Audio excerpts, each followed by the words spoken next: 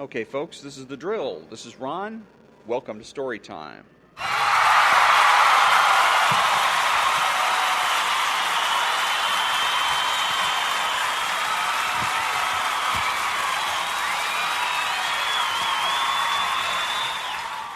It is Thursday, September the 21st, and I'm recording this on location at Lovebird's Bakery and Cafe on Colorado Boulevard in Pasadena, California. And I am reading from Management of the Absurd, Paradoxes in Leadership by Richard Farson.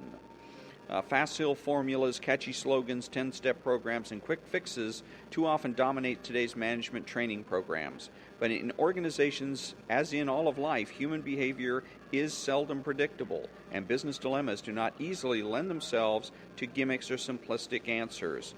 In Management of the Absurd, psychologist, educator, and former CEO Richard Farson presents a series of management paradoxes designed to challenge conventional wisdom and encourage managers to re-examine their assumptions about effective leadership. And we've already gone through part one, and today we start part two, the technology of human relations. Chapter 3, the more important a relationship, the less skill matters. America is a nation obsessed by technology. We have benefited from so many technological successes that we are now willing, even eager, to apply technology to every area of our lives, even the most personal, such as romance, marriage, and parenthood. When I say that we apply technology in those areas, I mean that increasingly we treat human relationships as requiring skill and technique. Thus, it is only natural that we have come to regard the job of a manager as essentially the acquisition of techniques we call management skills. Hundreds of millions of dollars are spent annually in teaching these skills to managers. Of course, skills are necessary in management. Gaining skill in planning, organizing, and scheduling no doubt improves the performance of managers. It is when we attempt to apply skills to the most challenging area of management, that of human relations, that they desert us. This is especially true when we try to handle those people who mean the most to us, our closest colleagues. Here, skills don't help. And real quick on here, he's talking about managing people, and I've always known that you manage things, you lead people. Answers, but no method. Perhaps I can illustrate this paradox best by drawing on some examples from parenthood. In a sense, parenthood is a special case of management. Some years ago, to gather material for a book, I talked with a number of adults about their childhood, how they were parented. One question I asked was, as you think back over your own childhood and the relationship that you had with your parents, can you remember any specific actions or events which you particularly value and which seem to you to have been significant in your development? Their responses were charming and often amusing, but it was hard to see how they could be helpful to a new mother or father looking for advice on parenting. My parents had make-believe fights with wet dishcloths. When I sat on my dad's lap, he pretended to scold me because my hair tickled his chin. We loved it when Mom made believe she was Dracula and scared us. My father, in his coat and tie, sat on the ground with me and ate these dirty baked potatoes I had cooked in the backyard. We almost died laughing when Daddy fell into our cesspool up to his armpits while playing with us. When I was learning to drive, I ran into the same car 3 times, but my mom took the blame. We really liked it when our parents did their silly monster walk in the supermarket. The most important feature of these recollections is they do not represent anything recognizable as a parenting technique or skill. Never in all my interviews did anyone ever mention an episode that might have been derived from a parent training manual.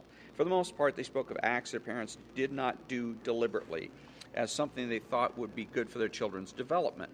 Rather, they remembered acts that had a spontaneous, even accidental quality, sometimes breaking all the rules. These moments were memorable because they were different from what the child was used to getting from the parent. We would construct theories about parental behavior from these responses, but we could not use them to develop techniques or specific how-to advice. But the trick here is the question that he asked. As you think back over your childhood and relationship that you had with your parents, can you remember any specific actions or events which you particularly value? So he didn't come out back, ask them to about actions or events that they value or disvalue. He also didn't ask the question, what techniques did your parents use that you found to be effective or ineffective? And then he would have gotten a technique and skill-based set of answers. So he asks one set of questions and then tries to use that as proof that something else doesn't exist. And it's ridiculous. I had to ask, but what about management? I realized, of course, that the relationship between boss and employee is hardly analogous to a parent-child relationship. But what if I asked people to remember specific incidents with their bosses? Would their responses be in any way similar? Well, I had to find out.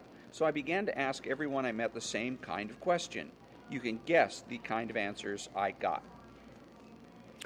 While I was taking dictation, my very businesslike boss did something very uncharacteristic. He stopped to kid me about some drops of house paint that I didn't know were in my hair.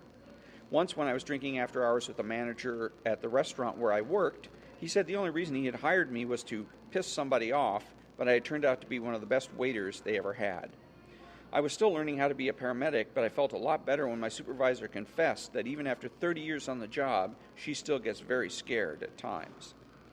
As a junior faculty member, I had a difficult relationship with the dean of our school until one day when he became emotionally overwrought and told me how discouraging his career had been. After that, I had a new understanding of him and a much more cooperative attitude. My boss and I were so ticked off by management that we applied for jobs together at another company. In the end, we didn't leave, but the experience put a new bond between us. And again, he says, I had to find out, so I began to ask everyone I met the same kind of question. Same kind of question as they asked the parents, and if that's the case, then again, he's asking the wrong question. He's going to ask a question that's designed to get a response other than the kinds of responses he should be getting. Also, I wanted to note that every one of these examples, whether it's the parents' examples or examples from the workplace, in each one of these, basically what if you could sum it up in a sentence, it would be, don't take yourself too seriously. And that can be a technique or a skill, because there's a lot of people that take themselves very seriously and wouldn't think of doing monster walks or confessing their feelings to their subordinates in the case of the workplace situations. Not once did any of my respondents cite an episode that could have been learned in a management skill training program. In fact, most recall behavior that would hardly be thought of as a proved management technique. For example, teasing, losing control emotionally, job hunting with an employee. They tend to be moments that the bosses were not likely to remember and would probably think were insignificant, yet often revealed something of their humanity. In these incidents, the bosses may have exhibited spontaneity, genuineness, caring, but not skill. And again, it just actually shows that there is a technique, and the technique or the skill is don't take yourself too seriously.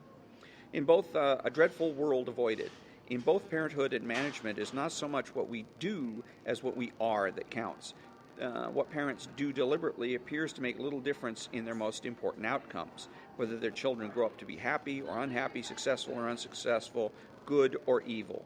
There's no question that parents can and should do worthwhile things for their children, but it's what they are that will really matter. For example, whether they are sensitive and caring or cold and or indifferent.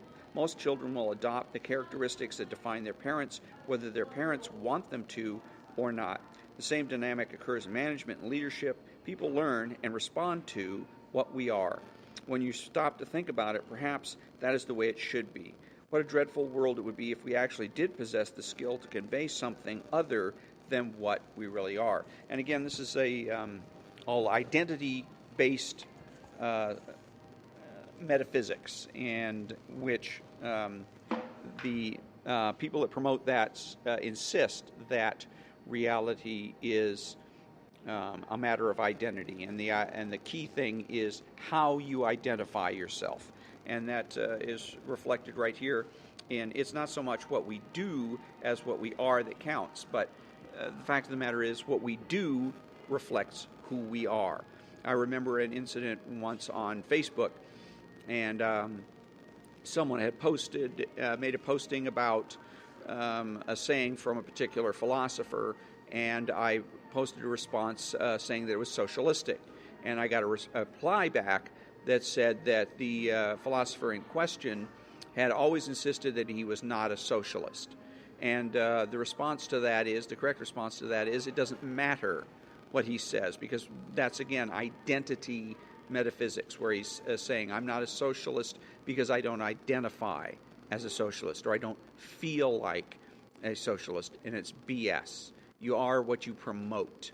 And if this gentleman is promoting socialism, he is a socialist, period. So that's going to be the end of Chapter 3 of Part 2 of Management of the Absurd by Richard Farson. And on Saturday, the 23rd of September, I'll be reading Chapter 4. Once you find a management technique that works, give it up. And so again, that'll be on Saturday, the 23rd. Until then, thank you very much for joining me, and have a great day.